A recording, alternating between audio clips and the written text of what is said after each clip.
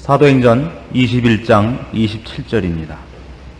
그 이래가 거의 참에 아시아로부터 온 유대인들이 성전에서 바울을 보고 모든 무리를 충동하여 그를 붙들고 외치되 이스라엘 사람들아 도우라. 이 사람은 각처에서 우리 백성과 율법과 이곳을 회방하여 모든 사람을 가르치는 그 자인데 또 헬라인을 데리고 성전에 들어가서 이 거룩한 곳을 더럽게 하였다 하니, 이는 저희가 전에 에베소 사람 드로비모가 바울과 함께 성내에 있음을 보고 바울이 저를 성전에 데리고 들어간 줄로 생각함일러라. 온 성이 소동하여 백성이 달려와 모여 바울을 잡아 성전 밖으로 끌고 나가니 문들이 곧 닫히더라. 30절 말씀까지 봉독했습니다. 바울은 오늘 27절에서 30절에 있는 바와 같이 드디어 예루살렘에서 그 성전 안에 있다가 잡힙니다. 그러나 이 잡히는 장면을 사도행전이 추적하는 과정에서 우리에게 꼭 전하고 싶어하는 내용은 바울이 얼마나 복음과 주를 위하여 결사각오를 하고 왔느냐 하는 것이 아니라 그가 어떻게 유대인들에게 어거지로 잡히는가 하는 것을 우리에게 보여주려고 한다는 걸 잊지 않아야 됩니다. 27절을 다시 보시면 아시아로부터 온 유대인들이 성전에서 바울을 보고 모든 무리를 충동하여 그를 붙들고 외치되 이스라엘 사람들아 도우라. 이 사람은 각처에서 우리 백성과 율법과 이것을 회방하여 모든 사람을 가르치는 그 자인데 또 헬라인을 데리고 성전에 들어가서 이 거룩한 것을 더럽게 하였다. 그러니까 제목이 율법을 회방하고 어그러뜨리고 그리고 이방인을 성전에 데리고 들어가서 거룩한 것을 더럽혔다는 것입니다. 유대인들이 바울에 대해서 가장 크게 오해한 것은 저가 유대인들의 전통 신앙에 반대하는 자라는 오해입니다.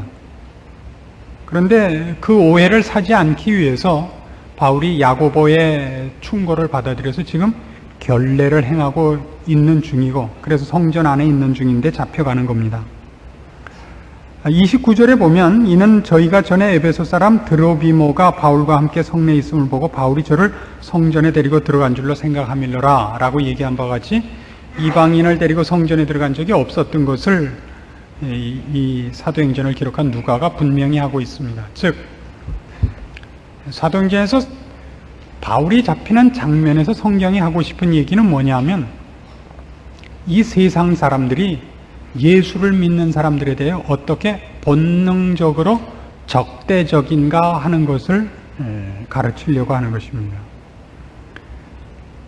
예수님 잡히셔서 돌아가시는 장면도 마찬가지입니다. 마태복음 26장으로 가십시오.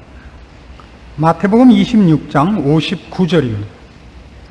마태복음 26장 59절입니다. 대제사장들과 온 공회가 예수를 죽이려고 그를 칠 거짓 증거를 찾으매 거짓 증인이 많이 왔으나 얻지 못하더니 후에 두 사람이 와서 가로되 이 사람의 말이 내가 하나님의 성전을 헐고 사흘에 지을 수 있다 하더라 하니 대제사장이 일어나서 예수께 묻되 아무 대답도 없느냐? 이 사람들의 너를 치는 증거가 어떠하냐 하되 예수께서 잠잠하셨다 이렇게 되어 있습니다. 지금 예수를 죽이기 위해 저들이 죽일 만한 죄목이 없었기 때문에 거짓 증언자들을 만들었습니다. 그래서 거짓 증인들이 와서 예수님이 이런 잘못을 했다 저런 잘못을 했다 하는데 어떤 건 너무 터무니가 없어서 거짓 증언자를 이제 데려온 거니까 원래 예수님이 그렇게 한 것이 아니죠. 아닌 걸 갖다 대해서는 왜 얘기가 통하지 않냐면 예수님이 그런 비슷한 것도 한 것이 없으니까 거짓 증거를 채택할 수가 없고, 그래서 또 어떤 거는 주님이 하신 것 중에 좀 이렇게 과대하게 좀 각색을 해서 갖다 대려고 그래도 비슷한 게 없고, 그런 중에 기껏 택한 게 뭐냐면 이 사람의 말이 내가 하나님의 성전을 헐고 사흘에 지을 수 있다고 했다 이겁니다. 여러분 생각해 보세요. 우리 지금 주변에 어떤 사람이 크게 잘못해서 무리를 빚었다. 그래서 붙잡아서 뭘 잘못했느냐 그랬더니 내가 63빌딩을 헐고 3시간 안에 짓겠다 그랬다. 그런다고 죽여요? 우리 식으로 얘기하면 그렇잖아요. 너 정말 그랬느냐? 그럼 뻥이야. 그러면 뭐, 그럼 끝이죠, 뭐. 그럼 뭐 뻥 튀겼다 그래갖고 뭐 죽입니까? 예수님은 지금 뻥도 아니죠. 예수님 친히 자기가 죽으시고 그 성전의 주인된 주님께서 사흘 만에 다시 사실 것을 얘기하신 겁니다. 그것 갖고는 죽일 죄목이 되질 않습니다. 즉 성경이 주님의 죽음에 대해서나 그 뒤를 잇는 모든 사도들의 죽음, 그리고 오늘날 우리 신자들의 죽음, 아니 삶의 그 기본적인 중심되는 사상 속에서 가르치려고 하는 것은 세상이 예수 믿는 자들, 예수 그리스도와 그 진리에 대해 어떻게 적대적인가 하는 것을 나타내려고 하는 것을 잊지 않아야 됩니다. 누가복음 23장입니다. 누가복음 23장 1절입니다. 무리가 다 일어나 예수를 빌라도에게 끌고 가서 고소하여 가로되 우리가 이 사람을 보매 우리 백성을 미혹하고 가이사에게 세이 바치는 것을 금하며 자칭 왕 그리스도라 하더이다. 이게 죄목이에요. 우리 백성을 미혹했는데 뭘 어떻게 미혹했는지는 없습니다. 그냥 싫다 이거죠. 가이사에게 세이 바치는 것을 금했다. 가이사에게 세이 바치는 걸 금했다라는 죄목은 왜 거냐 하면 죽여야겠는데 죄목은 없고 로마의 관원들에게 그가 사형에 해당한다는 것을 갖다 붙인 거죠. 여러분, 이 우스운 얘기입니다만 이 사이비 종파들이 꼭 자기네들의 사리사욕을 감추기 위해서 구국이라는 명분을 갖다 거는 걸 보시죠. 그래서 뭐 반공, 구국 이런 말 붙이고 그 정당하게 진리를 하는 데가 없어요. 통일교가 밤낮 하면 뭐하죠? 승공대회, 반공 무슨 연맹, 세계 평화 어쩌고 이런 명분을 갖다 거는 건 자기네가 원래 해야 되는 내용에 자신이 없으니까 저들의 흑심을 가리기 위해서 그러는 겁니다. 그러니까 지금 예수 그리스도를 죽여야겠는데 뭐 죄목이 없어요. 그리고 이때는 이스라엘이 로마의 식민지였기 때문에 저들에게 사형 집행권이나 언덕 판결권이 없습니다. 그래서 그 총독인 빌라도에게 사형 허가를 받아내야 됩니다. 그래서 그 받아내려면 그 지배국인 로마의 그 항거하는 사람이라라는 죄목을 집어넣어야 되니까 가이사에게 세이 바치는 것을 금했다 하는 거랑 자칭 왕 그리스도라 합니다. 그래서 왕 그리스도 이런 거는 정치적인 명칭을 자꾸 부추겨서 그러니까 로마에 반대해갖고 독립을 쟁취하려는 어떤 비밀 결사입니다. 이런 죄목을 갖다 거는 겁니다. 그러니까 죽이려고 그러는 거죠. 사도행전 6장으로 가시면 그 스데반의 죽음도 이렇게 되어 있습니다. 6장 8절, 사도행전 6장 8절입니다. 스데반이 은혜와 권능이 충만하여 큰 기사와 표적을 민간에 행하니 리버디노 구레네인, 알렉산드리아인, 길리기아와 아시아에서 온 사람들의 회당이라는 각 회당에서 어떤 자들이 일어나 스데반으로 더불어 변론할세 스데반이 지혜와 성령으로 말함을 저희가 능히 당치 못하여 사람들을 가르쳐 말시키되 이 사람이 모세와 및 하나님을 모독하는 말하는 것을 우리가 들었노라 하게 하고 백성과 장로와 서기관들을 충동시켜 와서 잡아가지고 공회에 이르러 거짓 증인들을 세우니 가로되 이 사람이 이 거룩한 것과 율법을 거스려 말하기를 맞지 아니하는도다. 그래서 돌로 쳐 죽입니다. 우리가 알아야 되는 건 이겁니다. 왜 신자들을 세상에 이렇게 못살게 구느냐 하는 겁니다. 예수 그리스도를 그 당시대 유대인들이 왜 그렇게 꼭 죽이려고 아우성을 쳤느냐. 스데반을, 바울을 왜 이렇게 도시락 싸들고 쫓아다니면서 죽이려고 그러느냐. 이걸 이해 못하면 여러분들의 신앙생활에 아주 결정적인 타격을 입습니다. 요한복음 8장으로 가십니다. 문제를 풀어봅시다.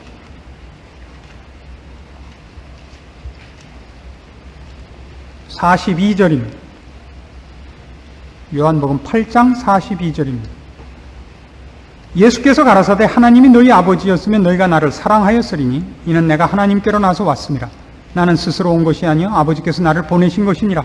어찌하여 내 말을 깨닫지 못하느냐. 이는 내 말을 들을 줄을 알지 못함이로라. 너희는 너희 아비 마귀에서 났으니 너희 아비의 욕심을 너희도 행하고자 하느니라. 저는 처음부터 살인한 자요 진리가 그 속에 없으므로 진리에 서지 못하고 거짓을 말할 때마다 제 것으로 말하나니 이는 저가 거짓말장이요 거짓의 아비가 되었음이니라. 내가 진리를 말함으로 너희가 나를 믿지 아니하는도다. 너희 중에 누가 나를 죄로 책잡겠느냐. 내가 진리를 말하면 어찌하여 나를 믿지 아니하느냐. 하나님께 속한 자는 하나님의 말씀을 듣나니 너희가 듣지 아니하면 하나님께 속하지 아니하였음이로다. 기억할 건 이겁니다.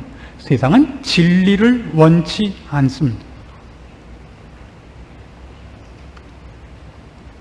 우리는 보통 어떻게 생각을 하기 쉽상이냐면요, 옳고 그른 것을 판결해주면 누구나 항복할 거라고 생각을 합니다. 그러나 세상은 진리를 원치 않습니다. 한 나라가 그 나라 문을 굳게 닫아 걸고 문호 개방을 하지 않고 쇄국 정책을 쓰는 가장 큰 이유가 뭡니까? 다른 나라와 이렇게 문화 교류가 있고 사람들이 왔다 갔다 해서 정보가 교류되어 갖고 자기가 갖고 있는 어떤 이익을 빼앗길까 봐 그러죠. 그래서 독재를 하는 나라일수록 다른 나라와 교류를 하지 않습니다. 대표적으로 이북이 그렇습니다. 사람들은 진리를 원치 않습니다. 왜 그럴까요? 그 진리가 본인에게 손해를 주기 때문입니다. 회개하여 세상식으로 얘기해서 자수하여 광명을 찾으면 되는데 그게 이렇게 쉬운 얘기가 아닙니다. 사람들은 본성적으로 죄인으로 태어나고 그리고 예수 그리스도와 그의 가르침이 우리가 죄인인 것을 1차적으로 고소합니다.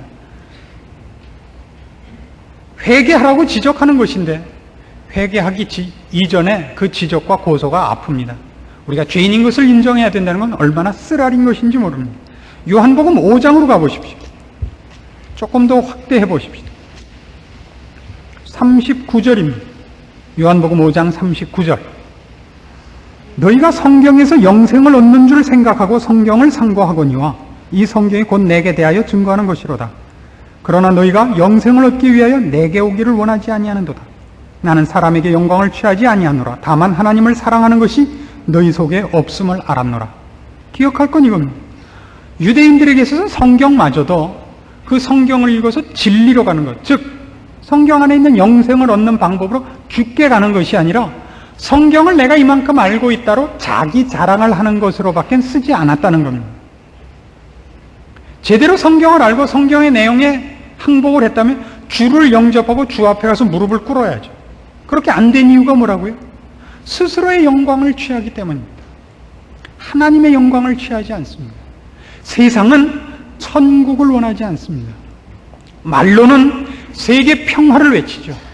세상은 평화를 원치 않습니다. 세상은 전쟁을 원합니다. 왜요? 그래야 이익을 보니까. 죄인된 인간은 평화나 공존을 원치 않습니다. 평화와 공존을 어디에만 쓰죠? 적당히 노예들을 부려야 되는 입장에서 그들을 죽지 않게 하는 정도로밖에는 평화 공존을 사용하지 않습니다. 이게 세상 역사입니다. 다 죽이면 지가 직접 일을 해야 되니까 그저 일 시킬 만큼 흑인 노예 부리듯이 약소국가들 신앙생활이 이 세상 속에서 그런 보상을 받을 거라는 생각을 하시면 안 됩니다. 인간은 하나님과 천국을 원치 않습니다. 천국에 갈 마음이 없습니다. 이 세상은 우리만 있지요. 근데 여기 무슨 병이 있냐면 우리가 이런 오해를 한단 말이에요. 제일 위험한 생각이 이겁니다. 기독교의 진리와 비슷해 보이는 것이 있습니다. 도덕성으로, 도덕성과 윤리성에서 우리나라에도 많이 쓰이는 것, 이런 것이 있죠. 인과응보, 사필귀정, 권선징악. 이런 게 왜 위험하냐면요, 우리가 이런 생각을 해요. 착하게 살면 결국은 보상받는다라는 그런 사고방식이 있어요. 그래서 우리가 신앙생활 속에서 어떤 오해를 많이 겪게 되느냐 하면, 어떤 사람에게 믿는 가정에 어려운 일이 생기면 1차적으로 이런 반성을 합니다. 내가 요즘 기도 생활을 덜 했더니 하나님이 치시는가 보다. 이건 그런대로 좋습니다. 그러나 이걸 이렇게 확대하시면 안 돼요. 그러니까 이제 기도를 열심히 하고 신앙생활을 잘하면 다시는 어려운 일이 안 생긴다는 정답이 아닙니다. 하나님께서는 우리의 영적인 유익을 위하여 우리의 잠자는 영혼을 흔들기 위해서 우리에게 시련과 좌절을 맛보게 하실 수 있습니다. 사망의 잠을 자는 데서 우리를 일깨우기 위하여, 세상의 헛된 영광을 구하는 데서부터 영원한 것을 준비하는 대로 돌이키게 하기 위해 우리에게 어떤 생각할 어떤 위기를 만나게 하실 수 있습니다. 그래서 여러분이 무슨 집안에 무슨 일이 생겼거나 개인적으로 어떤 일이 생기셔서 정신을 차려서 신앙생활로 돌아오시는 건 좋습니다. 그러나 그것이 신앙생활을 정당하게 하는 한 어려운 일은 없다라는 것은 맞지 않습니다. 하늘은 정직한 사람 편을 들지 않습니다. 그건 죽어서 보상됩니다. 천국에 가서 보상됩니다. 이 세상은 잠시 지나가는 곳입니다. 근데 우리에게 어떤 기대가 있느냐면 그 보상이 여기 살아 생전에 생길 것이라는 기대가 있습니다. 여기가 어려운 자리입니다. 그래서 이걸 제대로 이해 못하면 어떤 신앙적인 시험에 빠지게 되느냐 하면요, 왜 나만 이 고생을 해야 되는가라는 자문을 하게 됩니다. 남들 다 악하게 살고 악하게 살아서 다 배부르고 편안하게 사는데 왜 나만 정직하게 살아서 쪼다되느냐 말이에요. 이것이 신자에게 제일 큰 시험거리일 겁니다. 왜 나만 이렇게 살아야 되는가? 알고 보니까 뭐 목사도 장로도 다 뒤로 가선 호박씨만 깐대더라. 왜 나만 이러고 있어야 되는가? 이게 제일 큽니다. 또 하나는 이겁니다. 왜 세상은 이 꼴일까? 왜 정당하게 사는데 세상이 나를 보답해 주지 않는 것일까? 미국은 안 그럴 텐데 한국이라서 그런가? 이런 쓸데없는 생각을 해요. 땅이 좁아서 그런가? 아니에요. 그건 미국은 안 그렇고 한국은 그런 문제가 아닙니다. 어딜 가나 그렇습니다. 미국 가면 악당들이 영어를 씁니다. 그것만 다르죠. 우리나라는 악당이 한글 쓰고, 미국 같은 거지도 양담배 핍디다. 다른 거라면 그거밖에 없어요. 똑같은 사람 사는 데입니다. 그래서 여러분이 조심해야 될 건 이겁니다. 이 세상의 공격, 죄인들의 공격, 악하게 사는 자들의 이 세상에서의 형통함들로 인해서 여러분들의 신자의 삶을 방해받지 마십시오. 정확히 이런 시험입니다. 마태복음 4장으로 갑니다. 주님께서 당하신 시험입니다. 결국 신자가 당하는 시험은 결국 이 시험이죠. 이것이 최고의 시험입니다. 마태복음 4장 1절입니다.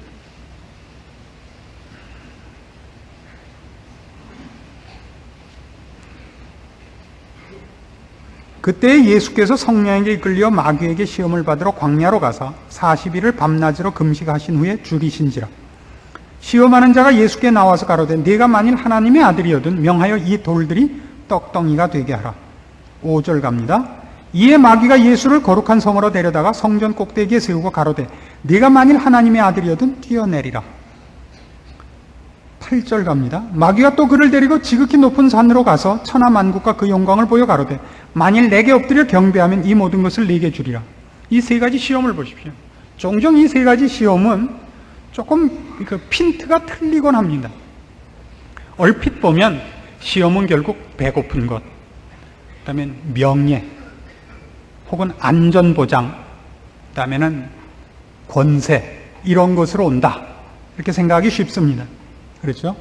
배고프면 시험 안 걸릴 사람이 어디 있느냐? 그 다음에 위기에 처해서 시험 안 걸릴 사람이 어디 있느냐? 혹은 세상의 부귀영화를 앞에 놓고 이길 사람이 어디 있겠느냐? 그러니까 이 세 가지 시험은 그것이 목표가 아닙니다. 의식주의 문제라든가 위기 혹은 세상에서의 부귀영화 이런 걸로 그 사람을 예수를 못 믿게 하고 신앙상에서 끌어내리고가 아니라 무엇을 틀리게 하려고 그 세 가지 경로로 침입하는가를 알아야 됩니다. 들어오는 길이 달라도 훔쳐가려는 건 다 하나입니다. 그게 뭐냐면 예수님에게 있어서는 메시아직입니다. 성부 하나님께서 성자 하나님이신 예수 그리스도에게 이 세상에 내려가셔서 사랑하는 우리들을 구원해내기 위하여 십자가에서 우리를 위하여 죽으실 것을 맡기셨습니다. 그게 메시아직입니다. 주님께서 하셔야 될 일입니다. 그걸 성부 하나님이 성자 하나님께 강요하신 것이 아니라 성자 하나님이 기꺼이 그 일을 자원하셔서 사람의 몸을 입으시고 이 땅에 오십니다. 근데 이 길을 가는 데 있어서 가장 힘든 것은 뭐냐면 인간이 되셔서 배고픔과 고통과 목마름을 다 당하셔야 하고 인간들에게 조롱을 받으셔야 할 뿐만 아니라 혼자 모든 것을 결정하실 권리가 있으신 분이 이제 성부 하나님의 명령에 따라서 종이 돼서 오시는 겁니다. 종이 돼서. 자의로 무엇을 말씀하시거나 무슨 일을 행하시지 않고 모두 성부 하나님께 보고하고 허락을 받아서 이 일을 합니다. 그는 종으로 오시는 겁니다. 그래서 사탄이 어떻게 예수 그리스도에게 시험을 거느냐 하면, 네가 만일 하나님의 아들이거든요. 여기서 하나님의 아들이라는 것은 승인하는 것을 얘기하지 않습니다. 우리나라에서는 아버지와 아들이라는 것, 부자지간이라는 것은 넘을 수 없는 격의 차이입니다. 그렇죠? 그래서 농담 중에도 내 아들을 잘 있었느냐? 친구끼리 그러죠. 그러면 넘을 수 없이 그 권위의 차이가 나는 것을 아들, 야, 네 애비 왔다, 뭐 이렇게 친구들한테 얘기하죠. 그러나 이 유대 민족에 있어서 아버지와 아들이라는 건 동급을 말하는 겁니다. 주인과 하인이 아니라는 뜻입니다. 동급이라는 거예요. 네가 만일 하나님의 아들이거든 이라는 말은, 네가 하나님이라면 이 돌로 떡을 만들어 봐라. 그래서 어떻게 시험을 건 거냐면, 내가 이런 것 좀 못할 줄 알아 해갖고 함으로써 그가 지금 메시아 직분을 맡고 온 종으로서의 위치를 이탈하게 만드는 것입니다. 알아들으시는 거예요? 부채질만 열심히 하시고. 이건 정확히 이해를 여러분이 조금 더 잘하게 하기 위해서 제가 예를 하나 더 듭니다. 로빈 훗이라는 전설적인 영국의 그 의적이 있었습니다. 그 사람이 실존 인물인지 아닌지는 모릅니다. 그러나 하여튼 유명한 그 도둑이었죠. 활 잘 쏘는. 이 사람이 처음부터 도둑이었던 것이 아니라 젊었을 때는 이제 관리가 되게요. 활을 워낙 잘 쏘기 때문에 활을 쏴서 높은 관리가 되려고 청운의 뜻을 품고 집에서 좋은 활을 하나 메고 그가 살던 동네에 성으로 갑니다. 노팅검이라는 성을 향해서 가는데, 가는 중간에 셔우드라는 유명한 왕의 그 소유인 숲이 있습니다. 근데 그 숲 안에 많은 사슴이 있는데, 그 사슴은 왕 개인의 소유이기 때문에 민간인이 그 사슴을 잡다가 들키면 그건 사형입니다. 그래서 거길 지키는 산림청 관리들이 나와 있습니다. 이제 로빈 훗이 거길 통과해서 노팅검으로 가느라고 길을 가는데, 그 산림청 관리들이 길목마다 지키고 있습니다. 근데 이 사람들은 죄인이 있어서 잡아야, 그 죄인들을, 사슴을 잡는 나쁜 놈들이 있어서 그걸 잡아와야 자기네들이 월급 받고 그 자리를 지킬 그 명분이 서는데, 이제 여러 사람 죽고 그러니까 그 범법자가 자꾸 줍니다. 그래서 이제는 교묘하게 함정 수사를 하는 거예요. 함정 수사에서 한 걸음 더 나가서 범법자를 만드는 겁니다.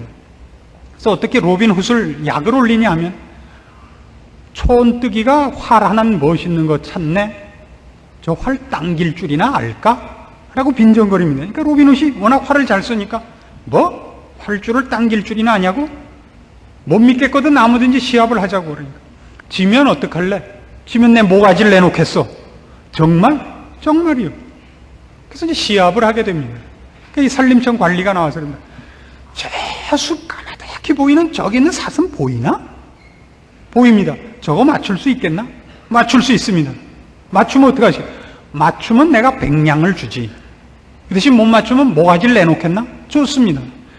그래서 화가 머리끝까지 난 로빈 훗이 단칼에가 아니죠. 단발에 사슴을 딱 맞춥니다. 그 쫙 쳐다보고, 보셨어?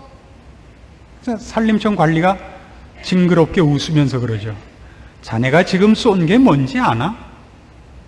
정신이 들어서 보니까 임금의 사슴을 쏘아 잡은 거예요. 자기가 활을 잘 쏜다는 걸 증명하다가 뭐가 됐어요? 범법자가 됩니다. 그래서 그때부터 쫓기기 시작하여 원래는 생각지도 않았던 도둑이 되고 마는 것입니다. 이게 바로 시험입니다. 우리의 시험이 뭐라고요? 이 세상에서 우리가 사는 동안 우리가 정직히 사는 것, 하나님을 두려워함으로 사는 것, 하나님의 불꽃 같은 눈앞에서 누가 보든지 말든지 신자로서 사는 것을 세상에서 보상을 못 받는 것 때문에 우리가 흔들릴 수 있다고요. 그래서 무슨 시험에 빠지죠? 우리도 악을 악으로 갚는 자리에, 정직하게 사는 것을 집어 던지는 자리에 가게 된다고요. 그걸 지지 마시라고요. 그래서 예수님께서 이 전부 뭐라고 답을 하시죠? 하나님 한 분만이 나를 지키고 내 모든 행동과 생각의 주인이시다로 답을 다 합니다. 나를 흔들지 마라. 내가 뭘 해야 될 필요가 있다면 내 하나님께 물어보고 답을 얻으며 하라는 대로 할 것이다. 이게 주님이 가는 길입니다. 그래서 순교가 생겨요. 그래서 이 세상 사람들이 공격과 시험 앞에 지지 마세요. 그들이 그럴 수밖에 없는 것을 이해하는 것이 우리여야 됩니다. 그걸로 인해서 하나님을 원망하는 건 미련한 것입니다. 우리 싸움의 핵심은 우리 길을 가는 것이지 나를 반대하는 자 앞에, 나를 모욕하는 자 앞에 나를 설명하거나 증명하거나 또는 나를 공격하는 자를 또 공격하는 것이 아닙니다. 그래서 바울은 지금 가능한 한 오해를 얻지 않으려고 모든 노력을 기울이지만 붙잡혔을 때 무슨 다른 반항의 흔적이 없습니다. 그냥 잡혀갑니다. 이거 하실 수 있습니까? 여기가 바로 중요한 대목이죠. 골로새서 3장으로 가십시오. 성경은 늘 이런 걸 요구해요. 그 요구가 바로 이런 이유 때문이라는 것을 오늘 배웁니다. 골로새서 3장 12절입니다. 신약 성경 327페이지입니다. 그러므로 너희는 하나님의 택하신 거룩하고 사랑하신 자처럼 긍휼과 자비와 겸손과 온유와 오래 참음을 옷 입고 누가 네게 혐의가 있거든 서로 용납하여 피차 용서하되 주께서 너희를 용서하신 것과 같이 너희도 그리하고 이 모든 것 위에 사랑을 더하라. 이는 온전하게 매는 띠니라. 늘 뭘 하셔야 되냐면 여러분은 긍휼과 자비와 겸손과 온유와 오래 참음을 갖고 계십시오. 여러분을 공격하고 못되게 구는 사람에게 방어하거나 그들을 저주하지 마십시오. 주께서 죽으실 때 뭐라 그러시면서 죽으십니까? 아버지여 저들을 사하소서. 저들이 자기가 하는 일을 알지 못하나이다. 네가 하나님의 아들이거든 내려와 보라. 대꾸를 안 하시는 거예요. 십자가를 지고 올라가시는 골고다 길을 올라가시는 동안에 여인들이 쫓아오면서 웁니다. 돌아보시고 뭐라 그러셨죠? 나를 위하여 울지 말고 너희와 너희 자손을 위하여 울라. 주께서 가시는 길에 대하여 원통함도 억울함도 없으십니다. 그 다음이 무엇인지를 알고 계시기 때문입니다. 이게 신자입니다.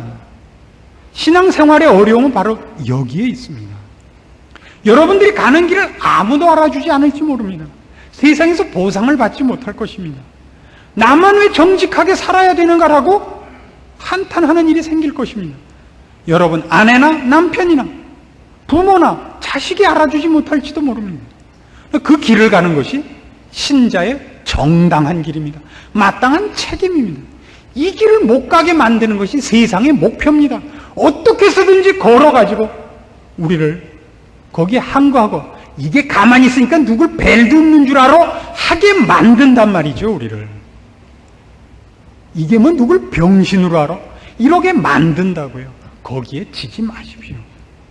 계속 봅니다. 14절 15절 그리스도의 평강이 너희 마음을 주장하게 하라. 기가 막히죠? 그리스도의 평강이 너희 마음을 주장하게 하라. 주께서 걸으신 길, 주께서 당한 일을 생각하십시오. 늘 그것보다 억울하고 그것보다 처참했던 길은 없습니다. 하나님이 인간에게 조롱을 받으셨습니다. 그것보다 더 심한 모욕은 없습니다. 주께서 그것을 참으신 걸 보십시오. 그를 잡으러 온 자에게 주께서 이렇게 얘기하셨습니다. 너희가 강도를 잡으러 왔느냐? 왜 검과 몽치를 가지고 왔느냐? 나 여기 있다 잡아가라. 그리스도의 평강이 너희 마음을 주장하게 하라.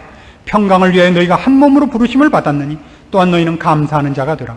그리스도의 말씀이 너희 속에 풍성히 거하여 모든 지혜로 피차 가르치며 권면하고 시와 찬미와 신령한 노래를 부르며 마음의 감사함으로 하나님을 찬양하고 또 무엇을 하든지 말에나 일에나 다 주 예수의 이름으로 하고 그를 힘입어 하나님 아버지께 감사하라. 무엇을 하든지 어떻게 하라고요? 말에나 일에나 주 예수의 이름으로 하십시오. 주 예수의 이름으로 부끄럽지 않게 사십시오. 세상의 반응이나 세상의 대접 때문에 여러분이 흔들리지 마십시오. 여러분이 가야 할 길을 빼앗기지 마십시오. 빌립보서 4장으로 갑니다. 그 앞으로 한 장 넘기시면 빌립보서 4장입니다. 4절 말씀부터 봅니다. 주 안에서 항상 기뻐하라. 내가 다시 말하노니 기뻐하라. 너희 관용을 모든 사람에게 알게 하라. 주께서 가까우시니라.